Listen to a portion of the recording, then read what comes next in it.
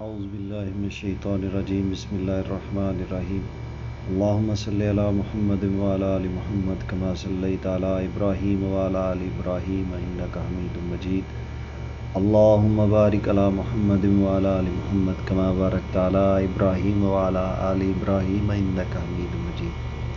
اللہ پاک سے دعا ہے کہ ہماری پریشانیاں، دکھ درد، تکلیفیں، غم، تنگ دستیاں دور فرمائے، اور یا اللہ پاک ہمیں ہدایت عطا فرما، صبر شکر کرنے والا بنا، کفر شرک اور بدعت سے بچا، اور ہمارے اگلے پچھلے گناہ معاف فرما، اور قیامت والے دن نبی صلی اللہ علیہ وآلہ وسلم کی شفاعت نصیب فرما، ہمیں موت کی سختیوں سے بچائیں، یا اللہ پاک ہمیں قبر کے عذاب سے بچائیں، آمین ثم آمین۔ آج ہم شروع کریں گے آیت نمبر 125 سورہ بقرہ سے، اور انشاءاللہ دیکھتے ہیں کہاں تک جاتے ہیں۔ آیت نمبر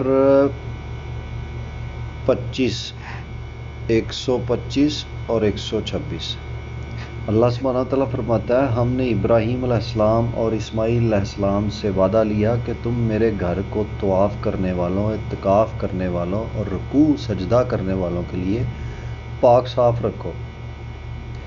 جب حضرت ابراہیم علیہ السلام نے کہا، اے پروردگار، تو اس جگہ کو امن والا شہر بنا، اور یہاں کے باشندوں کو جو اللہ سبحانہ وتعالیٰ پر اور قیامت کے دن پر ایمان رکھنے والے ہوں پھلوں کی روزیاں دے۔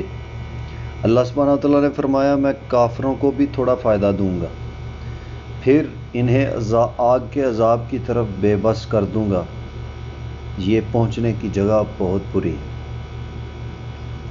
اس کی تفسیر کچھ ایسے ہے کہ یہاں عہد سے مراد وہ حکم ہے جس میں کہا گیا گندی اور نجس اور بری چیزوں سے پاک رکھنا، تو مانی ہم نے وحی کی اور پہلے سے کہہ دیا۔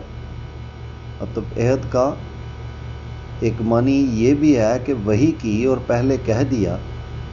پاک رکھنے کا مطلب یہ ہے کہ اسے بتوں سے بچانا، غیر اللہ کی عبادت نہ ہونے دینا۔ کس کو؟ خانے کعبے کو۔ لغو کاموں، فضول بکواس، جھوٹی باتوں، شرک و کفر، ہنسی اور مذاق سے اسے محفوظ رکھنا بھی اسی میں شامل ہے۔ طائف کے ایک معنی تو طواف کے کرنے والوں کے ہیں، دوسرے معنی باہر سے آنے والوں کے ہیں۔ اس تقدیر پر عاکفین کے معنی مکہ کے باشندے ہوں گے۔ ٹھیک ہے جی۔ اگر ایک مرتبہ لوگوں نے کہا کہ امیر وقت سے کہنا چاہیے کہ لوگوں کو بیت اللہ شریف میں سونے سے منع کریں، کیونکہ ممکن ہے کوئی کسی وقت جنبی ہو، یعنی پاک صاف نہ ہو، ٹھیک ہے، ممکن ہے کبھی آپس میں فضول باتیں کریں، تو ہم نے سنا کہ انہیں نہ روکنا چاہیے۔ ابن عمر رضی اللہ تعالیٰ عنہ انہیں بھی عاکفین کہتے ہیں۔ ایک صحیح حدیث میں ہے کہ مسجد نبوی صلی اللہ علیہ وآلہ وسلم میں حضرت عمر فاروق رضی اللہ تعالیٰ عنہ کے صاحبزادے حضرت عبداللہ رضی اللہ تعالیٰ عنہ سویا کرتے تھے مسجد نبوی میں۔ وہ جوان اور کنوارے تھے۔ رکع سجود سے مراد نمازی ہیں۔ پاک رکھنے کا حکم اس واسطے دیا گیا کہ اس وقت بھی بت پرستی رائج تھی، دوسرے اس لیے یہ کہ بزرگ اپنی نیتوں میں خلوص کی بات رکھیں۔ دوسری جگہ ارشاد فرمایا، اس آیت میں بھی حکم ہے کہ میرے ساتھ شرک نہ کرنا اور میرے گھر کو پاک صاف رکھنا۔ فقہا کا اس میں اختلاف ہے کہ بیت اللہ کی نماز افضل ہے یا طواف۔ امام مالک رحمۃ اللہ علیہ فرماتے ہیں باہر والوں کے لیے طواف افضل ہے، مطلب جو وہاں کا رہائشی نہ ہو اس کے لیے طواف افضل ہے، اور جمہور علماء کا قول ہے کہ ہر ایک کے لیے نماز افضل ہے۔ اس کی تفصیل کی جگہ تفسیر نہیں۔ اچھا، مقصد اس سے مشرکین کو تنبیہ اور تردید ہے کہ بیت اللہ تو خاص اللہ سبحانہ تعالیٰ کی عبادت کے لیے بنایا گیا ہے، اس میں اوروں کی عبادت کرنا اور خالص اللہ سبحانہ تعالیٰ کی عبادت کرنے والوں کو اس سے روکنا کس قدر صریح بے انصافی۔ اور اسی لیے اور جگہ قرآن پاک میں فرمایا گیا کہ ایسے ظالموں کو ہم دردناک عذاب چکھائیں گے۔ مشرکین کی اس کھلی تردید کے ساتھ ہی یہود و نصارہ کی تردید بھی اس آیت میں ہوگی کہ اگر وہ ابراہیم اور اسماعیل علیہ السلام کی افضلیت، بزرگی اور نبوت کے قائل ہیں، اور یہ بھی جانتے ہیں اور مانتے ہیں کہ یہ شریف گھرانے کے متبرک ہاتھوں کا بنا ہوا ہے، جب اس کے بھی قائل ہیں، مطلب ہر چیز مانتے ہیں کہ وہ نیک ہیں، شریف لوگ ہیں اور اچھے گھرانے سے ہیں، یہ محض نماز و طواف اور دعا اور عبادت اللہ کے لیے بنایا گیا ہے، اس بات کو بھی مانتے ہیں، حج و عمرے اور اعتکاف وغیرہ کے لیے مخصوص کیا گیا ہے، تو پھر ان نبیوں کی تابعداری کے دعوے کے باوجود کیوں حج عمرہ سے روکے ہوئے ہیں؟ کیوں بیت اللہ شریف میں حاضری نہیں دیتے؟ بلکہ خود موسیٰ علیہ السلام نے اس گھر کا حج کیا، جیسے کہ حدیث میں صاف موجود ہے۔ آیت کریمہ سے یہ بھی ثابت ہوا کہ وہ مسجدوں کو بھی پاک صاف رکھنا چاہیے، اور جو مسجدیں ہیں ان کو بھی پاک صاف رکھنا چاہیے۔ اور جگہ ہے کہ اللہ سبحانہ تعالیٰ نے مسجدوں کو بلند کرنے کی اجازت دی ہے، ان میں اس کا نام ذکر کیا جائے، ان میں صبح و شام اس کی تسبیح بیان کی جائے، اس کے نیک بندے جو کہ کرتے ہیں۔ حدیث شریف میں ہے کہ مسجدیں اسی کام کے لیے ہیں، اور احادیث میں بہت ہی تاکید کے ساتھ مسجدوں کی پاکیزگی کا حکم آیا ہے۔ امام ابن کثیر رحمۃ اللہ علیہ نے اس بارے میں ایک خاص رسالہ تصنیف فرمایا ہے۔ بعض لوگ تو یہ کہتے ہیں کہ سب سے پہلے کعبۃ اللہ فرشتوں نے بنایا تھا، لیکن یہ سندن غریب ہے، مطلب یہ بات صحیح نہیں ہے۔ اچھا، بعض کہتے ہیں کہ حضرت آدم علیہ السلام نے سب سے پہلے بنایا تھا۔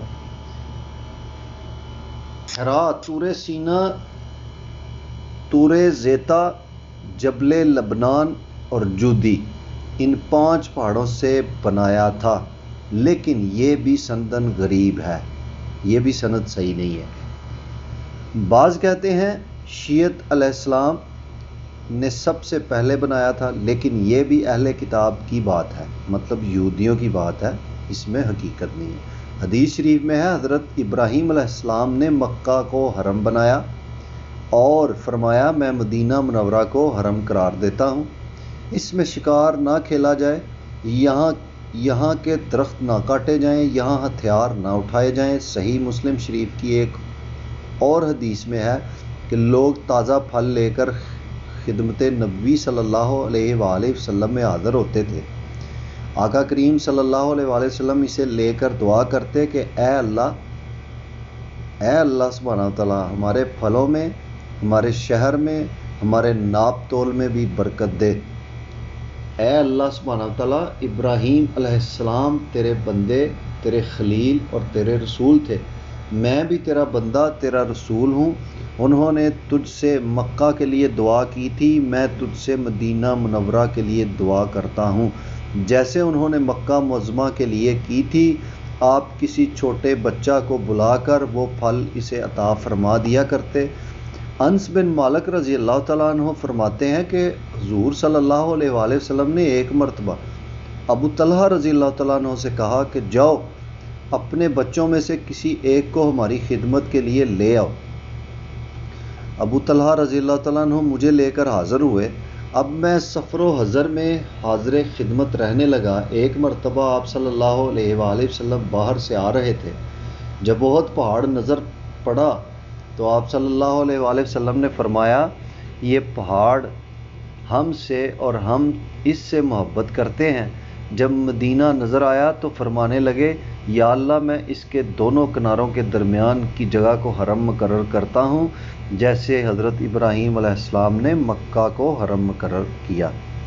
اے اللہ سبحانہ تعالیٰ ان کے مد اور سعا میں اور ناپ میں برکت دے، اور روایت میں ہے یا اللہ جتنی برکت تو نے مکہ میں دی ہے اس سے دگنی برکت مدینہ میں دے۔ اور ایک اور روایت میں ہے مدینہ میں قتل نہ کیا جائے، اور چارے کے سوا اور پتے بھی یہاں کے درختوں کہ نہ جھاڑے جائیں۔ اسی مضمون کی حدیثیں جن سے ثابت ہوتا ہے کہ مدینہ بھی مثل مکہ کے حرم ہے، اور بھی بہت سی روایتیں ہیں۔ یہاں ان احادیث کے وارد کرنے سے ہماری غرض مکہ شریف کی حرمت اور یہاں کا امن بیان کرنا ہے۔ بعض تو کہتے ہیں کہ یہ شروع سے حرم اور امن ہے، بعض کہتے ہیں خلیل اللہ یعنی حضرت ابراہیم علیہ السلام کے زمانے سے، لیکن پہلا قول زیادہ ظاہر ہے۔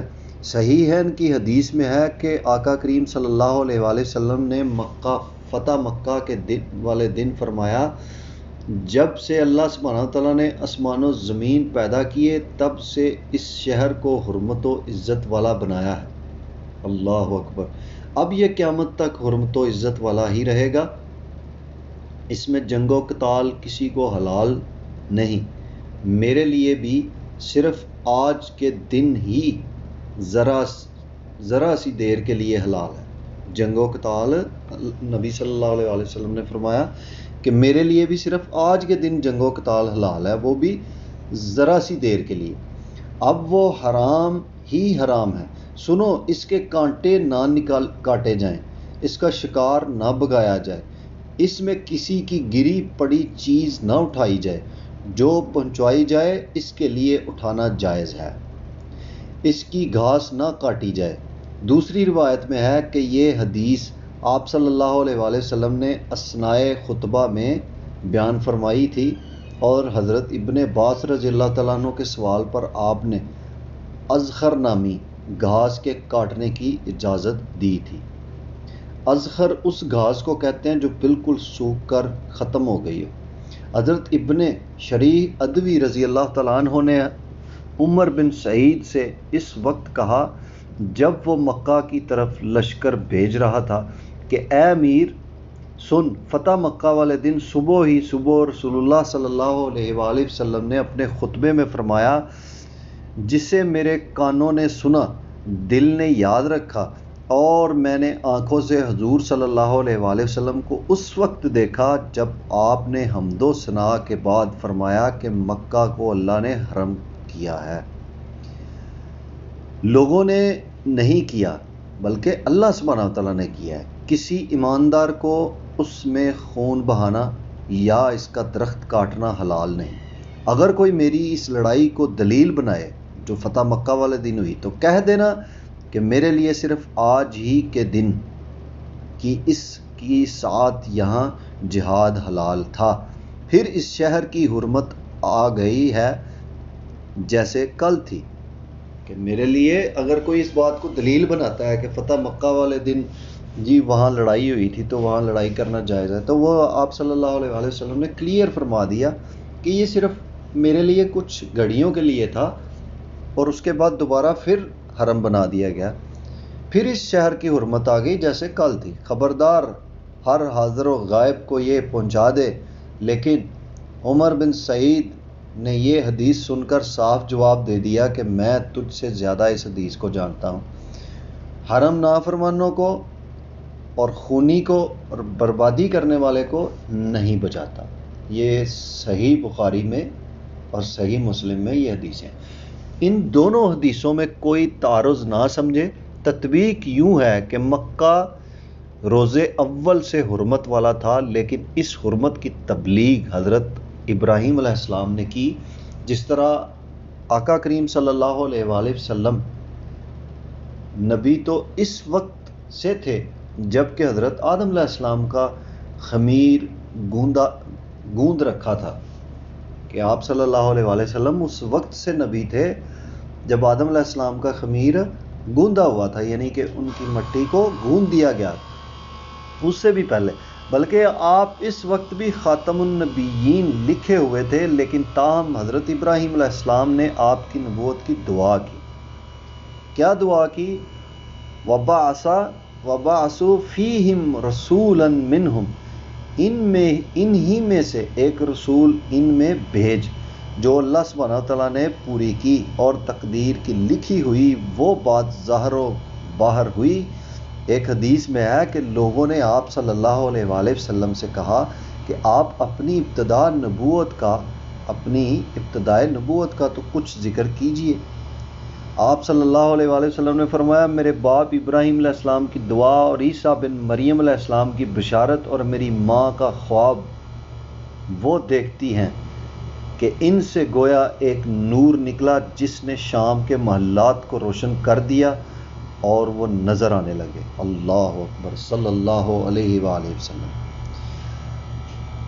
اچھا، یہاں پہ ایک سوال پیدا ہوتا ہے کہ مدینہ منورہ افضل ہے یا مکہ مکرمہ؟ تو آج میں اس کی تھوڑی تفصیل بتانے کی کوشش کرتا ہوں۔ اس بات کا بیان کہ مکہ افضل ہے یا مدینہ، جیسے کہ جمہور کا قول ہے، جیسے کہ امام مالک رحمۃ اللہ علیہ اور ان کے تابعین کا مذہب ہے، مدینہ افضل ہے مکہ سے۔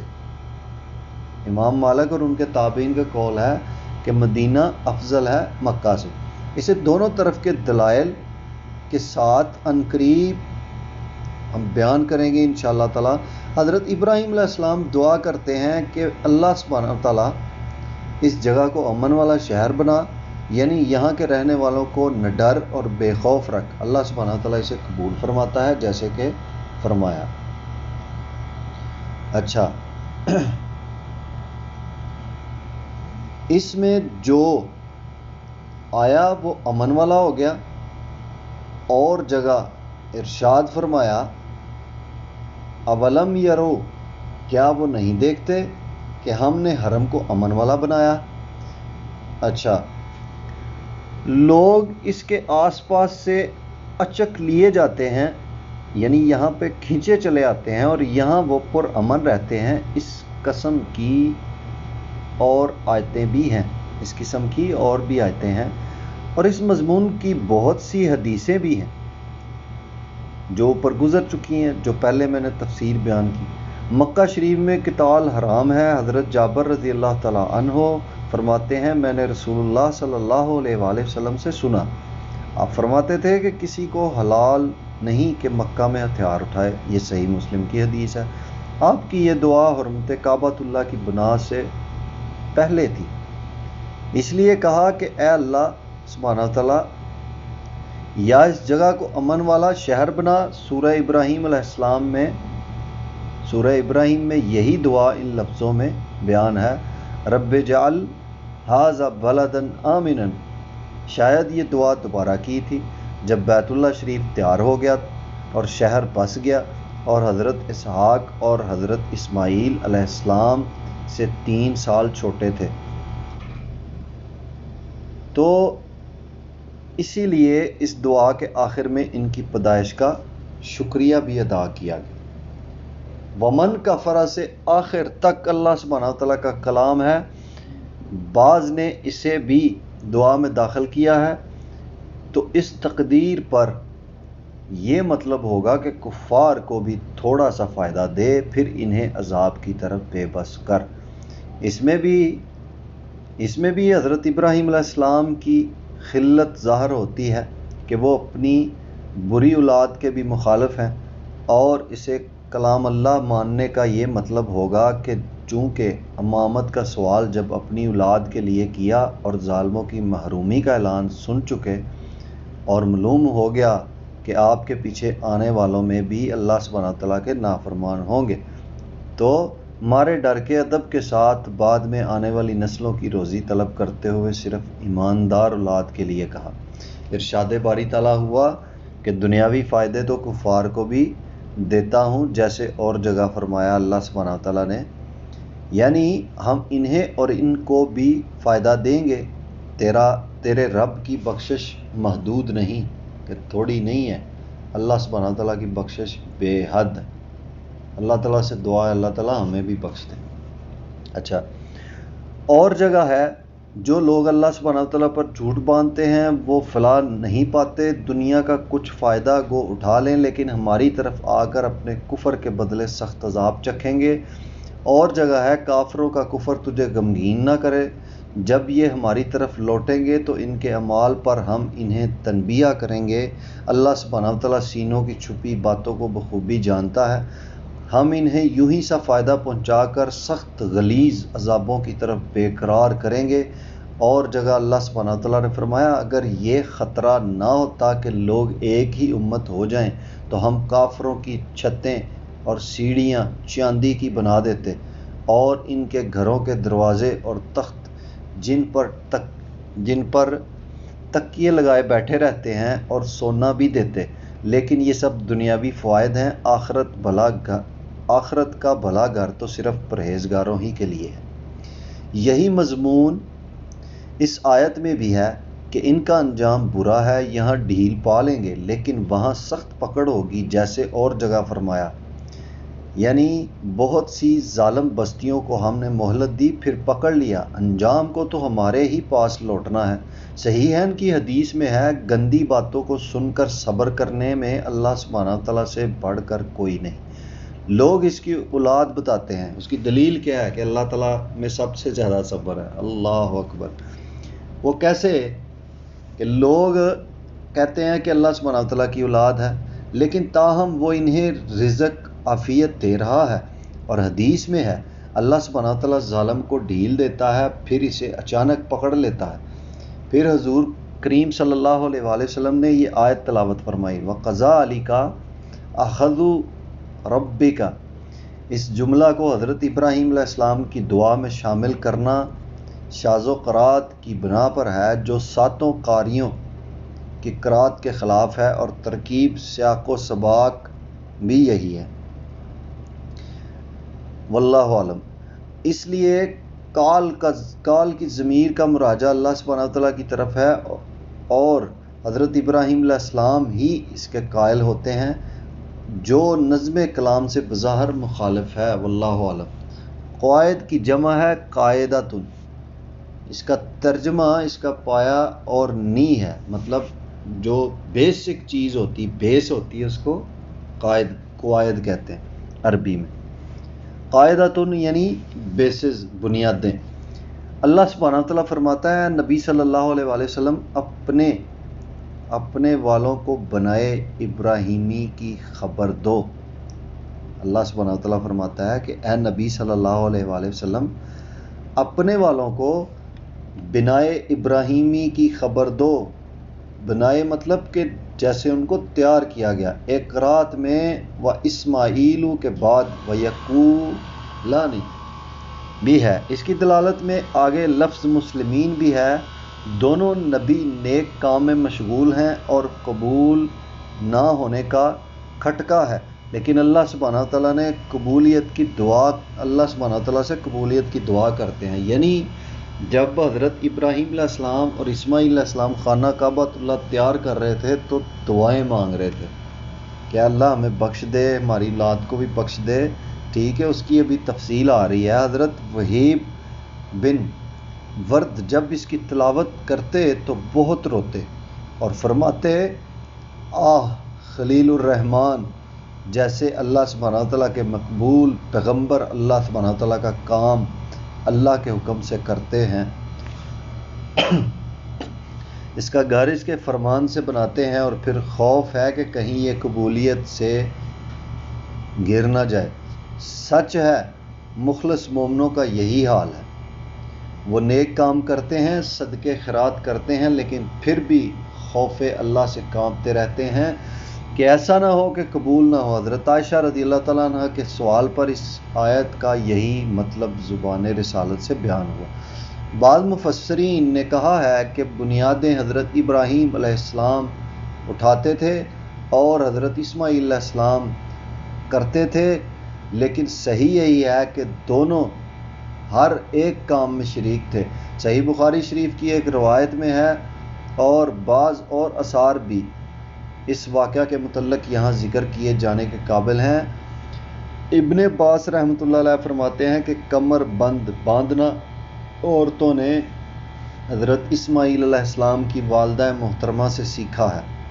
انہوں نے اسے باندھا تھا کہ حضرت مائی سارہ رضی اللہ تعالیٰ مائی سارہ علیہ السلام کو ان کا نقش قدم نہ ملے، انہیں اور ان کے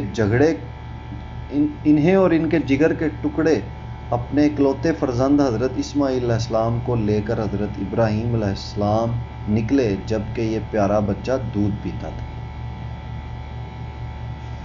اللہ اکبر۔ اب یہاں پہ بیت اللہ بنا ہوا ہے، یہاں ایک ٹیلہ تھا اور سنسان بیابان تھا، کوئی رہنے سہنے والا وہاں نہ تھا۔ اب میں تھوڑا آپ کو بیس آج بتانے لگوں کہ خانہ کعبہ بنا کیسے اور کیا تھا وہاں پہ۔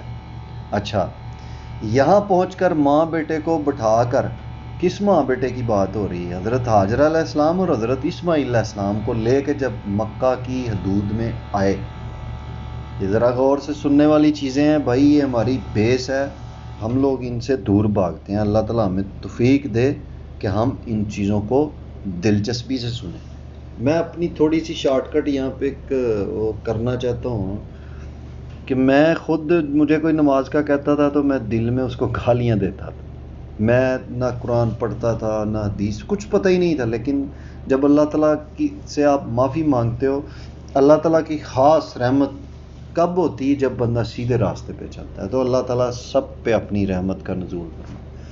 یہاں پہنچ کر ماں بیٹے کو بٹھا کر پاس تھوڑی سی کھجوریں اور ایک مشکیزہ پانی کا رکھ کر آپ چلے گئے۔ جب خلیل اللہ علیہ السلام یعنی حضرت ابراہیم علیہ السلام نے پیٹھ موڑی اور جانے لگے تو مائی ہاجرہ علیہ السلام نے آواز دی، اے اللہ کے خلیل، ہمیں اس دہشت و وحشت والے بیابان میں یکو تنہا چھوڑ کر، جہاں ہمارا کوئی مونس و ہمدم نہیں، آپ کہاں تشریف لے جا رہے ہیں؟ لیکن حضرت ابراہیم علیہ السلام نے کوئی جواب نہ دیا، بلکہ اس طرف توجہ تک نہ کی، منہ موڑ کر بھی نہ دیکھا۔ حضرت حاجرہ علیہ السلام کے بار بار کہنے پر بھی جب آپ نے اتفاق نہ فرمایا تو آپ فرمانے لگیں، اللہ کے خلیل، آپ ہمیں کسے سونپ کر چلے جا رہے ہیں؟ آپ نے فرمایا، اللہ سبحانہ تعالیٰ کو۔ کہا، اے خلیل اللہ، کیا اللہ سبحانہ تعالیٰ کا آپ کو یہ حکم ہے؟ آپ علیہ السلام، حضرت ابراہیم علیہ السلام نے فرمایا، ہاں مجھے اللہ سبحانہ تعالیٰ کا یہی حکم ہے۔ یہ سن کر اسماعیل علیہ السلام کو تسکین ہوئی، اسماعیل یعنی حضرت حاجرہ علیہ السلام کو تسکین ہوئی، سکون ملا اور فرمانے لگیں، پھر تشریف لے جائیے، وہ اللہ سبحانہ تعالیٰ ہمیں ہرگز ضائع نہ کرے گا، اسی کا بھروسہ اور اسی کا سہارا ہے۔ حضرت حاجرہ علیہ السلام لوٹ گئیں اور اپنے کلیجہ کی ٹھنڈک، اپنی آنکھوں کے نور، ابن نبی حضرت اسماعیل علیہ السلام کو گود میں لے کر اس سنسان بیابان میں، اس ہوکے عالم میں لاچار و مجبور ہو کر بیٹھ رہی۔ حضرت ابراہیم علیہ السلام جب سینیا کے پاس پہنچے اور یہ معلوم کر لیا کہ اب حضرت حاجرہ علیہ السلام پیچھے نہیں، مطلب واپس دیکھ نہیں رہی، اور وہاں سے یہاں تک ان کی نگاہ کام بھی نہیں کر سکتی، تو بیت اللہ شریف کی طرف متوجہ ہو کر ہاتھ اٹھا کر دعا کی۔ اللہ اکبر! کیا دعا کی کہ میں نے اپنے بال بچوں کو ایک غیر آباد جنگل میں تیرے برگزیدہ گھر کے پاس چھوڑا ہے تاکہ وہ نماز قائم کریں، تو لوگوں کے دلوں کو ان کی طرف جھکا دے اور انہیں پھلوں کی روزیاں دے، شاید وہ شکر گزاری کریں۔ آپ تو یہ دعا کر کے حکم اللہ بجا لا کر اپنی اہل و عیال کو سپرد اللہ کر چلے گئے۔ ادھر حضرت حاجرہ علیہ السلام صبر و شکر کے ساتھ اپنے بچے سے دل بہلانے لگی۔ جب تھوڑی سی کھجوریں اور ذرا سا پانی ختم ہو گیا، اب اناج کا ایک دانہ پاس ہے نہ پانی کا گھونٹ، خود بھی بھوکی پیاسی ہیں اور بچہ بھی بھوک پیاس سے بےتاب ہے، یہاں تک کہ اس معصوم نبی زادے کا پھول سا چہرہ کملانے لگا اور وہ تڑپنے اور بلکنے لگا۔ ممتا بھری ماں کبھی اپنی تنہائی اور بے کسی کا خیال کرتی ہے، کبھی اپنے ننھے سے اکلوتے بچے کا یہ حال بغور دیکھتی ہے اور سہمی جاتی ہے۔ معلوم ہے کہ کسی انسان کا گزر اس بھیانک جنگل میں نہیں، میلوں تک آبادی کا نام و نشان نہیں، کھانا تو کہاں، پانی کا ایک قطرہ بھی میسر نہیں آ سکتا۔ آخر اس ننھی سی جان کا یہ ابتر حال، ابتر کس کو کہتے ہیں؟ جس کا کوئی آگے پیچھے نہ ہو. اس ننھی سی جان کا یہ ابتر حال نہیں دیکھا جاتا تو اٹھ کر چلی جاتی ہیں اور صفا پہاڑ جو پاس ہی تھا اس پر چڑھتی ہیں اور میدان کی طرف نظریں دوڑاتی ہیں کہ کوئی آتا جاتا نظر آ جائے، لیکن نگاہیں مایوسی کے ساتھ چاروں طرف سے واپس آتی ہیں تو اتر کر وادی میں پہنچ کر دامن اٹھا کر دوڑتی ہیں، مروہ پہاڑ کی طرف جاتی ہیں، اس پر چڑھ کر نگاہیں چاروں طرف ڈالتی ہیں اور کسی کو بھی نہ دیکھ کر پھر وہاں سے اتر آئیں. اسی طرح درمیانی تھوڑا سا حصہ دوڑ کر باقی حصہ جلدی جلدی طے کر کے پھر صفا پر چڑھتی ہیں. اسی طرح 7 مرتبہ کرتی ہیں. ہر بار آ کر بچے کو دیکھتی جاتی ہیں. اس کی حالت 7 یعنی ہر گھڑی بگڑتی جا رہی ہے. رسول اللہ صلی اللہ علیہ وآلہ وسلم فرماتے ہیں صفا مروہ کی صحیح جو حاجی کرتے ہیں اس کی ابتدا یہیں سے ہوئی. 7ویں مرتبہ جب حضرت حاجرہ علیہ السلام مروہ پر آتی ہیں تو کچھ آواز کان میں پڑتی ہے. اب خاموش ہو کر احتیاط کے ساتھ اس کی طرف متوجہ ہوتی ہیں کہ یہ آواز کیسی. آواز پھر آتی ہے اور اس مرتبہ صاف سنائی دیتی ہے تو آپ آواز کی طرف لپک کر آتی ہیں اور اب جہاں آب زمزم ہے وہاں حضرت جبرائیل علیہ السلام کو پاتی ہیں. حضرت جبرائیل علیہ السلام پوچھتے ہیں تم کون ہو؟ آپ جواب دیتی ہیں میں حاجرہ ہوں، میں حضرت ابراہیم علیہ السلام کے لڑکے کی ماں ہوں. فرشتہ پوچھتا ہے ابراہیم علیہ السلام تمہیں اس سنسان بیابان میں کسے سونپ کر گئے ہیں؟ آپ فرماتی ہیں اللہ سبحانہ وتعالیٰ کو. فرمایا پھر تو وہ کافی ہے کہ اگر اللہ کو سونپ کے گئی تو اللہ تو کافی ہے. حضرت حاجرہ علیہ السلام نے فرمایا اے غیبی شخص آواز تو میں نے سن لی، کیا کچھ میرا کام بھی نکلے گا؟ حضرت جبرائیل علیہ السلام نے اپنی ایڑی زمین پر رگڑی، وہیں زمین سے ایک چشمہ پانی کا ابلنے لگا. حضرت حاجرہ علیہ السلام نے ہاتھوں سے اس پانی کو مشک میں بھرنا شروع کیا. مشک بھر کر پھر اس خیال سے کہ پانی ادھر ادھر بہہ کر نکل نہ جائے آس پاس باڑ باندھنی شروع کر دی. آقا کریم صلی اللہ علیہ وآلہ وسلم فرماتے ہیں اللہ سبحانہ تعالیٰ اسماعیل پر رحم کرے، اگر وہ اس طرح پانی کو نہ روکتی تو زمزم کنویں کی مثل میں نہ ہوتا بلکہ وہ ایک جاری نہر کی صورت میں ہوتا. اب حضرت حاجرہ علیہ السلام نے پانی پیا اور بچے کو بھی پلایا اور دودھ پلانے لگی. فرشتے نے کہہ دیا کہ تم بے فکر رہو، اللہ سبحانہ تعالیٰ تمہیں ضائع نہ کرے گا. جہاں تم بیٹھی ہو یہاں اللہ سبحانہ تعالیٰ کا ایک گھر اس بچے اور اس کے باپ کے ہاتھوں بنے گا. حضرت حاجرہ علیہ السلام اب یہیں رہ پڑی، زمزم کا پانی پیتی اور بچہ سے دل بہلاتی. بارش کے موسم میں پانی کے سیلاب چاروں طرف سے آتے لیکن یہ جگہ ذرا اونچی تھی، ادھر ادھر سے پانی گزر جاتا اور یہاں امن رہتا. کچھ مدت کے بعد جرہم کا قبیلہ قضاء کے راستے کی طرف سے اتفاقاً گزرا اور مکہ شریف کے نیچے کے حصے میں اترا. ان کی نظریں ایک آبی پرندہ پر پڑی. یہ میں آپ کو جو بتا رہا ہوں یہ اصل ہسٹری ہے خانہ کعبہ کی، کہ وہاں ایک وہ ٹائم تھا کہ کوئی دنیا کی چیز نہیں تھی.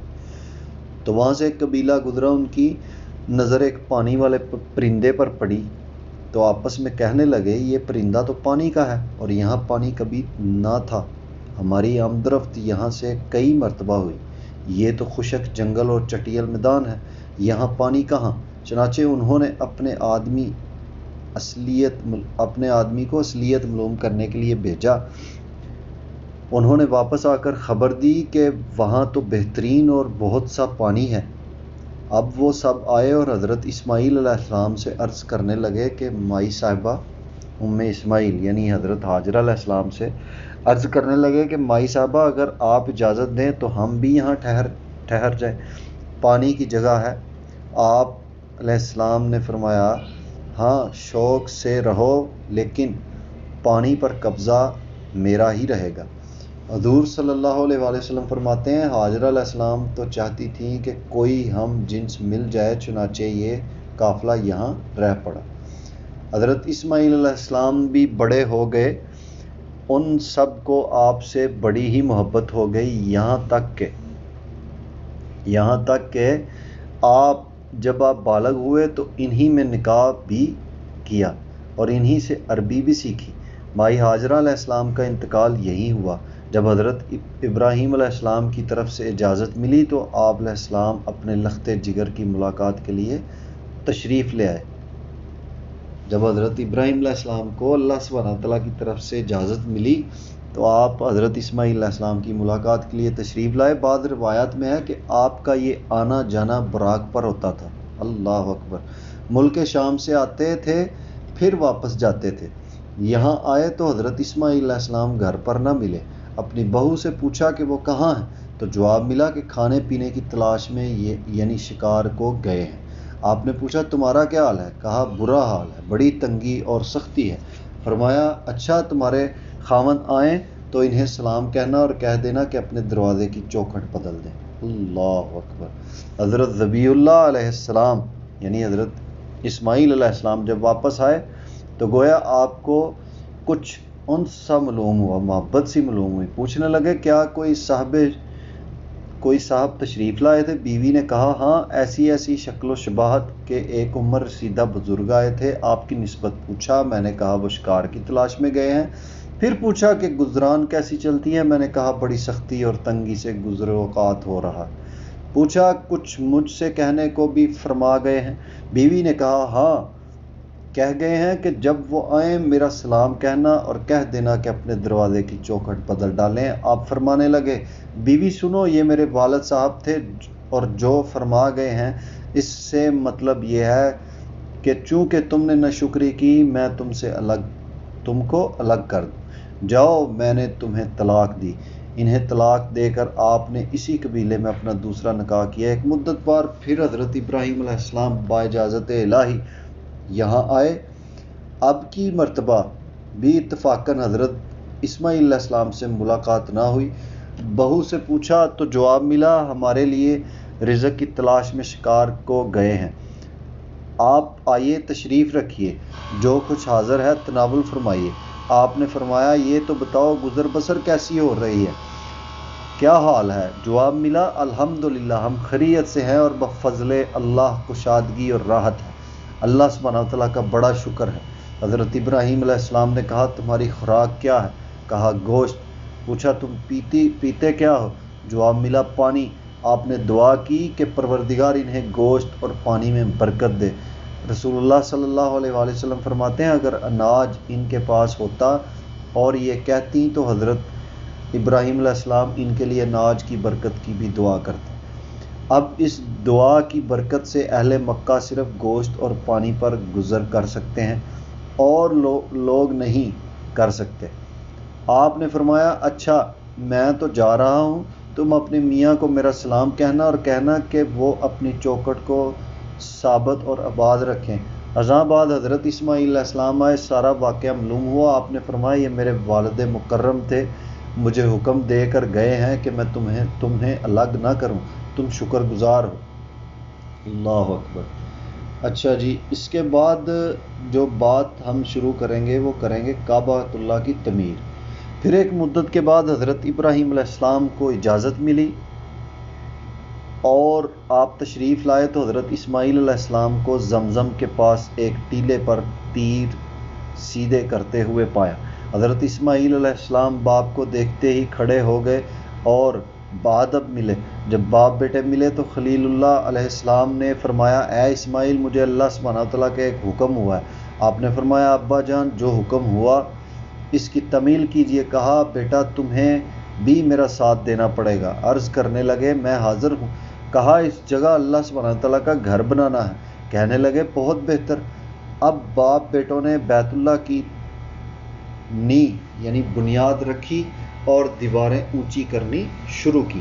حضرت اسماعیل علیہ السلام پتھر لا کر دیتے جاتے تھے اور حضرت ابراہیم علیہ السلام چنتے جاتے تھے۔ جب یہ دیواریں قدرے اونچی ہو گئیں تو حضرت ذبیح اللہ حضرت اسماعیل علیہ السلام یہ پتھر یعنی مقام ابراہیم کا پتھر لائے اور اسے اونچے پتھر پر کھڑے ہو کر حضرت ابراہیم علیہ السلام کعبہ کے پتھر رکھتے جاتے تھے اور دونوں باپ بیٹے یہ دعا مانگتے جاتے تھے کہ اے اللہ سبحانہ وتعالیٰ تو ہماری اس ناچیز خدمت کو قبول فرمانا، تو سننے اور جاننے والا ہے۔ یہ روایت اور کتب حدیث میں بھی ہے، کہیں مختصر اور کہیں مفصلہ۔ ایک صحیح حدیث میں یہ بھی ہے کہ حضرت اسماعیل علیہ السلام کے بدلے جو دمبا ذبح ہوا تھا اس کے سینگ بھی کعبۃ اللہ میں تھے۔ اوپر کی لمبی روایت بروایت حضرت علی رضی اللہ تعالیٰ عنہ بھی مروی ہے۔ اس میں یہ بھی ہے کہ حضرت ابراہیم علیہ السلام جب بیت اللہ شریف کے قریب پہنچے تو آپ علیہ السلام نے اپنے سر پر ایک بادل سا ملا خط فرمایا، جس میں سے آواز آئی کہ اے ابراہیم علیہ السلام، جہاں جہاں تک اس بادل کا سایہ ہے وہاں تک کی زمین بیت اللہ میں لے لو، کمی یا زیادتی نہ کرنا نہیں ہونی چاہیے۔ اس روایت میں یہ بھی ہے کہ بیت اللہ بنا کر وہاں حضرت حاجرہ علیہ السلام اور حضرت اسماعیل علیہ السلام کو چھوڑ کر آپ تشریف لے گئے، لیکن پہلی روایت ہی ٹھیک ہے۔ اور اس طرح تطبیق بھی ہو سکتی ہے کہ بنا پہلے رکھ دی گئی، مطلب بنیاد پہلے رکھ دی گئی تھی لیکن بنایا بعد میں، اور بنانے میں بیٹا اور باپ دونوں شامل تھے، جیسے کہ قرآن پاک کے الفاظ بھی ہیں۔ ایک اور روایت میں ہے کہ لوگوں نے حضرت علی رضی اللہ تعالیٰ عنہ سے بنیاد بیت اللہ کی شروع کیفیت دریافت کی تو آپ نے فرمایا اللہ سبحانہ تعالیٰ نے حضرت ابراہیم علیہ السلام کو حکم دیا کہ میرا گھر بناؤ۔ حضرت ابراہیم علیہ السلام گھبرائے کہ مجھے کہاں بنانا چاہیے، کس طرح اور کتنا بڑا بنانا چاہیے وغیرہ۔ اس پر سکینہ نازل ہوا یعنی سکون نازل ہوا اور حکم ہوا کہ جہاں یہ ٹھہرے وہیں تم میرا گھر بناؤ۔ سکینہ مطلب جو اس طرح کا بادل تھا کہ جس کے سائے میں سکون تھا۔ آپ نے بنانا شروع کیا۔ جب حجر اسود کی جگہ پہنچے تو حضرت اسماعیل علیہ السلام سے کہا بیٹا کوئی اچھا سا پتھر ڈھونڈ لاؤ۔ آپ پتھر ڈھونڈ لائے تو دیکھا کہ آپ اور پتھر وہاں لگا چکے ہیں۔ پوچھا یہ پتھر کون لایا؟ آپ نے فرمایا اللہ سبحانہ تعالیٰ کے حکم سے یہ پتھر حضرت جبرائیل علیہ السلام آسمان سے لے کر آئے۔ اللہ اکبر۔ حضرت کعب احبار رضی اللہ تعالیٰ عنہ فرماتے ہیں کہ اب جہاں بیت اللہ ہے وہاں زمین کی پیدائش سے پہلے پانی پر بلبلوں کے ساتھ جاگ سی تھی، یہیں سے زمین پھیلائی گئی۔ حضرت علی رضی اللہ تعالیٰ عنہ فرماتے ہیں کعبۃ اللہ بنانے کے لیے حضرت خلیل ارمینیا سے تشریف لائے۔ حضرت صدی رحمۃ اللہ علیہ فرماتے ہیں حجر اسود حضرت جبرائیل علیہ السلام ہند سے لائے تھے۔ اس وقت وہ سفید چمکدار یاقوت کی طرح تھا۔ حضرت آدم علیہ السلام نے اس کی بنیاد رکھی۔ مسند عبد الرزاق میں ہے کہ حضرت آدم علیہ السلام ہند میں اترے تھے۔ اس وقت ان کا قد لمبا تھا۔ زمین میں آنے کے بعد فرشتوں کی تسبیح، نماز و دعا وغیرہ سنتے تھے۔ جب قد گھٹ گیا اور وہ پیاری آوازیں آنی بند ہو گئیں تو آپ گھبرانے لگے۔ حکم ہوا کہ مکہ کی طرف جاؤ۔ آپ علیہ السلام چلے، جہاں جہاں آپ کا قدم پڑا وہاں وہاں آبادی ہوئی۔ اللہ سبحانہ تعالیٰ نے یہاں ایک یاقوت جن سے اتارا۔ اللہ اکبر۔ اللہ سبحانہ تعالیٰ نے یہاں ایک یاقوت جنت سے اتارا اور بیت اللہ کی جگہ رکھا اور اپنا گھر قرار دیا۔ حضرت آدم علیہ السلام یہاں طواف کرنے لگے اور مانوس ہوئے، گھبراہٹ جاتی رہی۔ حضرت نوح علیہ السلام کے طوفان کے زمانہ میں یہ پھر اٹھ گیا اور حضرت ابراہیم علیہ السلام کے زمانہ میں پھر اللہ سبحانہ تعالیٰ نے بنوایا۔ حضرت آدم علیہ السلام نے یہ گھر ہرا، تور، زیتا، ہیل، لبنان، طور سینا اور جودی ان 5 پہاڑوں سے بنایا تھا، لیکن ان تمام روایتوں میں تفاوت ہے۔ واللہ عالم، اللہ سبحانہ تعالیٰ بہتر جانتا ہے کیا حقیقت ہے۔ بعض روایات میں ہے کہ زمین کی پیدائش سے 2000 سال پہلے بیت اللہ بنایا گیا تھا۔ حضرت ابراہیم علیہ السلام کے ساتھ بیت اللہ کے نشان بتانے کے لیے حضرت جبرائیل علیہ السلام چلے تھے۔ اس وقت یہاں جنگلی درختوں کے سوا کچھ نہ تھا۔ کسی دور ہمالیوک کی آبادی تھی۔ یہاں آپ حضرت ام اسماعیل یعنی حضرت حاجرہ علیہ السلام کو اور حضرت اسماعیل علیہ السلام کو ایک چھپر تلے بٹھا گئے۔ ایک اور روایت میں ہے کہ بیت اللہ کے 4 راہ کا نہیں اور 7ویں زمین تک وہ نیچے ہوتے ہیں۔ اللہ اکبر۔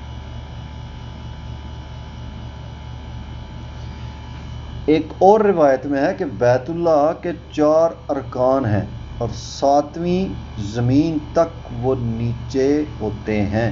ایک اور روایت میں ہے کہ ذوالقرنین علیہ السلام جب یہاں پہنچے اور حضرت ابراہیم علیہ السلام کو بیت اللہ بناتے ہوئے دیکھا تو پوچھا یہ کیا کر رہے ہو؟ تو انہوں نے کہا اللہ سبحانہ تعالیٰ کے حکم سے اس کا گھر بنا رہے ہیں۔ پوچھا کیا دلیل؟ کہا یہ بھیڑیں گواہی دیں گی۔ 5 بھیڑوں نے کہا ہم گواہی دیتی ہیں کہ یہ دونوں اللہ کے مأمور ہیں۔ ذوالقرنین علیہ السلام خوش ہو گئے اور کہنے لگے میں نے مان لیا۔ اور رزقی کی تاریخ مکہ میں ہے کہ ذوالقرنین علیہ السلام نے خلیل اللہ اور ذبیح اللہ علیہ السلام کے ساتھ بیت اللہ کا طواف کیا۔ واللہ اعلم۔ صحیح بخاری میں ہے قواعد بنیان اور اساس کو کہتے ہیں۔ یہ قاعدتن کی جمع ہے قرآن میں اور جگہ والقواعد من النساء بھی آیا ہے، اس کا مفرد بھی قائد ہے۔ حضرت عائشہ رضی اللہ تعالیٰ عنہ فرماتی ہیں رسول اللہ صلی اللہ علیہ وآلہ وسلم نے فرمایا کیا تم نہیں دیکھتی کہ تمہاری قوم نے جب بیت اللہ بنایا تو قواعد ابراہیم علیہ السلام سے گھٹا دیا؟ میں نے کہا حضور صلی اللہ علیہ وآلہ وسلم آپ اسے بڑھا کر اصلی بنا کر دیں، مطلب اصلی بنیادیں کر دیں۔ فرمایا کہ اگر تیری قوم کا اسلام تازہ اور ان کا زمانہ کفر قریب نہ ہوتا تو میں ایسا ہی کر لیتا۔ حضرت عبداللہ بن عمر رضی اللہ تعالیٰ عنہ کو جب یہ حدیث پہنچی تو فرمانے لگے شاید یہی وجہ ہے کہ رسول اللہ صلی اللہ علیہ وآلہ وسلم حجر اسود کے پاس کے 2 ستونوں کو چھوتے نہ تھے۔ صحیح مسلم شریف کی حدیث میں ہے حضور صلی اللہ علیہ وآلہ وسلم فرماتے ہیں اے عائشہ اگر تیری قوم کا جاہلیت کا زمانہ نہ ہوتا تو میں کعبہ کے خزانہ کو اللہ کی راہ میں خیرات کر ڈالتا اور دروازے کو زمین میں دوز کر دیتا اور حتیم کو بیت اللہ میں داخل کر دیتا۔ صحیح بخاری میں یہ بھی ہے کہ میں اس کا دوسرا اور دروازہ بھی بنا دیتا، ایک آنے کے لیے اور دوسرا جانے کے لیے۔ چنانچہ ابن زبیر رضی اللہ تعالیٰ عنہ نے اپنے زمانہ خلافت میں ایسا ہی کیا۔ اور ایک روایت میں ہے کہ اسے میں دوبارہ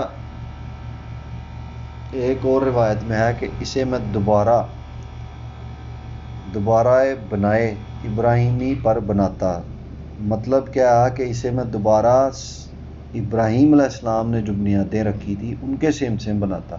اور روایت میں ہے کہ ایک دروازہ مشرق رخ کرتا اور دوسرا مغرب رخ کرتا اور 6 ہاتھ حتیم کو اس میں داخل کر لیتا جب قریش نے باہر کر دیا جسے۔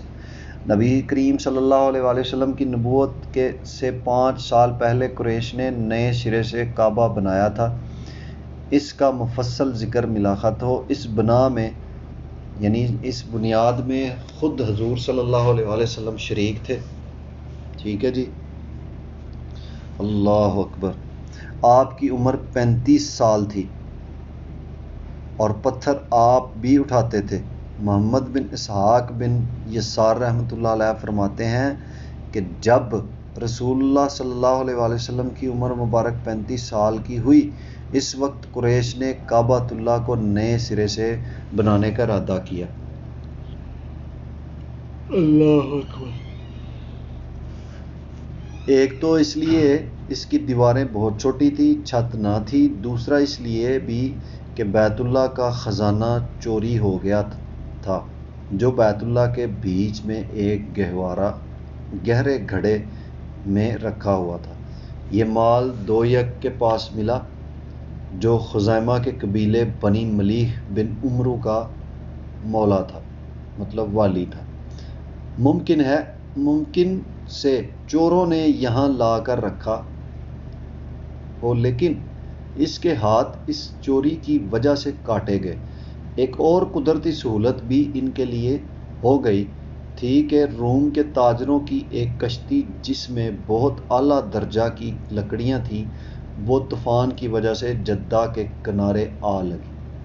یہ لکڑیاں چھت میں کام آ سکتی تھیں، اس لیے قریشیوں نے انہیں خرید لیا اور مکہ کے ایک بڑھئی یعنی لکڑی کا کام کرنے والے کو جو قبطی قبیلے میں سے تھا کو چھت کا کام سونپا۔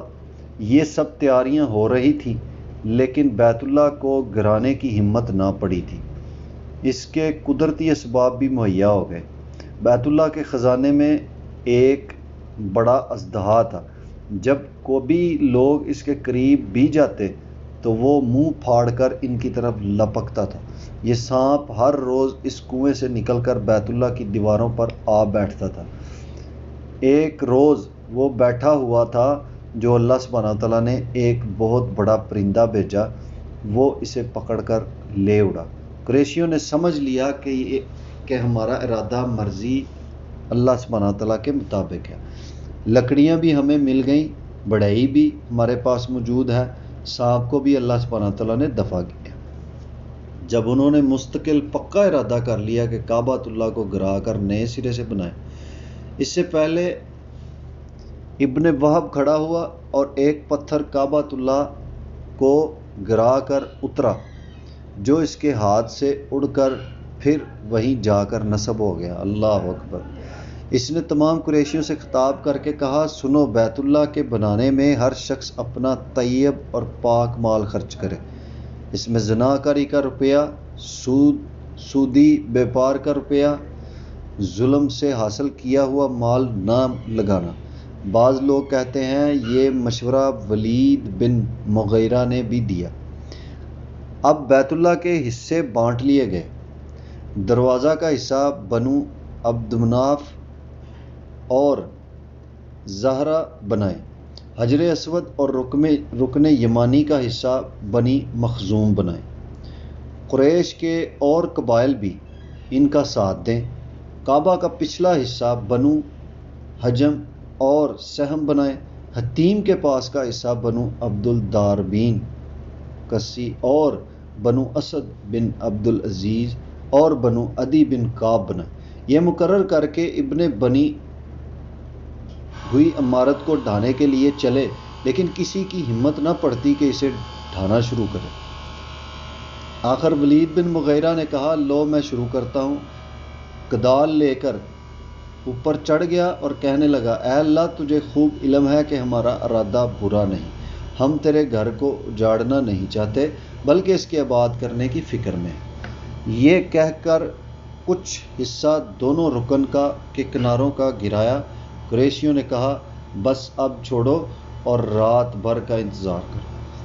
اگر اس جگہ پر کوئی وبال آ جائے تو یہ پتھر اسی جگہ پر لگا دینا اور خاموش ہو جانا، اور اگر کوئی عذاب نہ آئے تو سمجھ لینا کہ اس کا گرانا اللہ سبحانہ وتعالیٰ کو ناپسند نہیں۔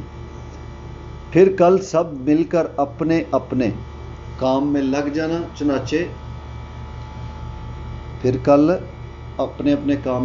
چنانچہ صبح ہوئی اور ہر طرح خیریت رہی۔ اب سب آ گئے اور بیت اللہ کی اگلی عمارت کو گرا دیا، یہاں تک کہ اصلی یعنی نئی بنیاد ابراہیمی تک پہنچ گئے۔ یہاں سبز پھر اسی بنیاد رنگ کے پتھر تھے، سبز رنگ کے، اور ایک دوسرے کو گویا پیوست تھے۔ اللہ اکبر۔ ایک شخص نے دو پتھروں کو الگ کرنا چاہا، اس نے کندال ڈال کر زور دیا تو پتھر کے ہلنے کے ساتھ ہی تمام مکہ کی زمین ہلنے لگی۔ اللہ اکبر۔ تو انہوں نے سمجھ لیا کہ انہیں جدا کر کے اور پھر ان کی جگہ لگانا اللہ سبحانہ وتعالیٰ کو منظور نہیں، اس لیے ہمارے بس کی بات نہیں، اس ارادے سے باز رہے اور ان پتھر کو اسی طرح رہنے دیے۔ اللہ، پھر ہر قبیلہ نے اپنے اپنے حصے کے مطابق علیحدہ علیحدہ پتھر جمع کیے اور عمارت بننی شروع ہوئی، یہاں تک کہ حجر اسود رکھنے کی جگہ تک پہنچے۔ اب ہر قبیلہ چاہتا تھا کہ یہ شرف اسے ملے، آپس میں جھگڑنے لگے، یہاں تک کہ باقاعدہ جنگ کی نوبت آ گئی۔ فرقے آپس میں کھنچ گئے اور لڑائی کی تیاریوں میں مشغول ہو گئے۔ بنو عبدار اور بنو عدی نے ایک تشتری میں خون بھر کر اس میں ہاتھ ڈبو کر حلف لیا کہ سب کٹ مریں گے، لیکن حجر اسود کسی کو نہیں رکھنے دیں گے۔ اسی طرح 4-5 دن گزر گئے، پھر قریش مسجد میں جمع ہوئے کہ آپس میں مشورہ اور انصاف کریں۔ تو ابو امیہ بن مغیرہ نے، جو قریش میں سب سے زیادہ معمر اور عقل مند تھے، کہا سنو لوگو، تم اپنا منصف کسی کو بنا لو، وہ جو فیصلہ کرے سب منظور کر لو، لیکن پھر منصف بنانے میں بھی اختلاف ہوگا، اس لیے ایسا کرو جو سب سے پہلے یہاں مسجد میں آئے وہی ہمارا منصف۔ اس رائے پر سب نے اتفاق کر لیا۔ اب منتظر ہیں کہ دیکھیں سب سے پہلے کون آتا ہے۔ پس سب سے پہلے حضرت محمد صلی اللہ علیہ وآلہ وسلم تشریف لائے۔ آپ کو دیکھتے ہی یہ لوگ خوش ہو گئے اور کہنے لگے ہمیں آپ کا فیصلہ منظور ہے، ہم آپ صلی اللہ علیہ وآلہ وسلم کے حکم پر رضامند ہیں، یہ تو امین ہے، یہ تو محمد صلی اللہ علیہ وآلہ وسلم ہے۔ پھر سب آپ صلی اللہ علیہ وآلہ وسلم کی خدمت میں حاضر ہوئے اور سارا واقعہ آپ کو کہہ سنایا۔ آپ صلی اللہ علیہ وآلہ وسلم نے فرمایا جاؤ کوئی موٹی اور بڑی سی چادر لاؤ، وہ لے آئے۔ آپ صلی اللہ علیہ وآلہ وسلم نے حجر اسود اٹھا کر اپنے دستے مبارک سے اس میں رکھا، پھر فرمایا ہر قبیلے کا سردار آئے اور اس کپڑے کو اللہ اکبر، اور اس کپڑے کا کونا پکڑ لے اور اسی طرح ہر ایک حجر اسود کے اٹھانے کا حصہ دار بنے۔ اس پر سب لوگ بہت ہی خوش ہوئے اور تمام سرداروں نے اسے تھام کر اٹھا لیا۔ جب اس کے رکھنے کی جگہ تک پہنچے تو اللہ سبحانہ وتعالیٰ کے نبی صلی اللہ علیہ وآلہ وسلم نے اسے لے کر اپنے ہاتھ سے اسی جگہ رکھ دیا، اور وہ نزاع و اختلاف بلکہ جدال و قتال رفع دفع ہو گیا۔ اور اس طرح اللہ سبحانہ وتعالیٰ نے اپنے رسول کے ہاتھ اپنے گھر میں اس مبارک پتھر کو نصب کرایا۔ حضور صلی اللہ علیہ وآلہ وسلم پر جب وحی نازل ہونے سے پہلے قریش آپ کو امین کہا کرتے تھے، اب پھر اوپر کا حصہ بنا اور کعبۃ اللہ کی عمارت تمام ہوئی۔ ابن اسحاق رحمۃ اللہ علیہ مورخ فرماتے ہیں کہ حضور صلی اللہ علیہ وآلہ وسلم کے زمانہ میں کعبہ 18 ہاتھ کا تھا۔ کباتی کا پردہ چڑھایا جاتا تھا، پھر چادر کا پردہ چڑھانے لگے۔ ریشمی پردہ سب سے پہلے حجاج بن یوسف نے چڑھایا۔ واللہ اعلم۔ یہ تھی جی آج کی تفسیر، تو انشاءاللہ تعالی کل سے ہم آگے شروع کریں گے انشاءاللہ اللہ کے فضل و کرم سے۔ وما علینا الا البلاغ المبین۔